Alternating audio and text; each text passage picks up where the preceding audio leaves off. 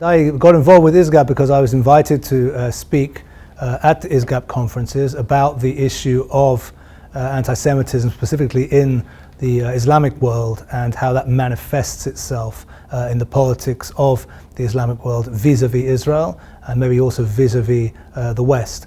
So I've given lectures on that subject, or subjects around that, or lectures around that subject over the last 3 years or so, and I'm very happy to be part of that, because I think that the issue of opposing anti-Semitism, unfortunately, has perhaps grown in importance over the last 2 or 3 years, and it becomes increasingly significant to be engaged in work to seek to combat that. Well, I do think that the issue of blaming the Jew is a very notable aspect of the more broadly dysfunctional nature of Middle Eastern political discourse, and if I may say so, also Middle Eastern political systems. That's to say, it's a very notable facet of governance in large parts of the Arab world over the last decades, that the issue of Israel and the supposed iniquities of Israel was used in order to avoid discussion about much more real and concrete problems closer to home. And I think that one of the important aspects of seeking to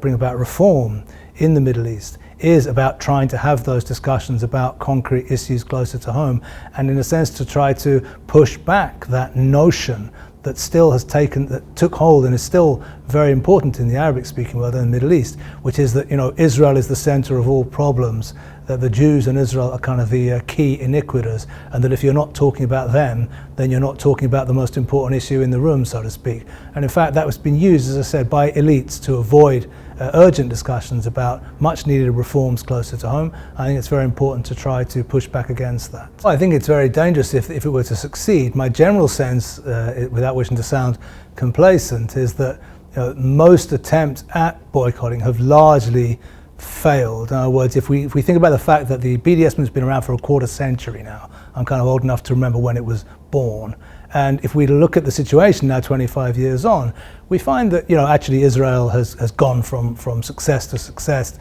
The Israeli economy is far larger now, in fact, than it was a quarter century ago. The commanding heights, so to speak, I think, of Israel's diplomatic position remain very, very solid. So to a great extent, I think this movement, whilst it might seem within universities and in civic context to be very terrifying indeed, has largely been a failure, and I think we should bear that in mind. Of course, we shouldn't become complacent about that. We need to keep pushing back, but we should note also our own success, and the success, I think, just of reality, the strength of reality, the fact that Israel is in fact nothing like the way that it is described by its enemies. And at a certain point, people are not sort of, this might sound naive, people are not sort of infinitely malleable and infinitely manipulatable. At a certain point, I remember once it was in a film by the great Polish filmmaker Andrzej Wajda, he said, no lie can prevail for long.